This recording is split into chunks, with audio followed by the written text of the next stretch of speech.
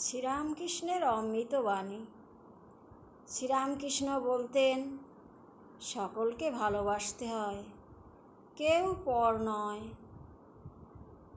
সর্বভূতেই সেই হরি আছেন, তিনি ছাড়া আর কিছুই নাই। শ্রীরামকৃষ্ণ বলতেন, ধ্যান করবে মনে, কোণে আর বনে। ঈশ্বর চিন্তা যত লোকে টের না পায়, ততই ভালো। শ্রীরামকৃষ্ণ বলতেন, তাকে হৃদয় মন্দিরে আগে প্রতিষ্ঠা করো, বক্তৃতা লেকচার তারপর ইচ্ছা হয়তো করো। শুধু ব্রহ্ম ব্রহ্ম বললে কি হবে, যদি বিবেক বৈরাগ্য না থাকে? ও তো ফাঁকা শঙ্খধ্বনি। তিনি বলতেন, ঈশ্বর লাভই মনুষ্য জীবনের উদ্দেশ্য।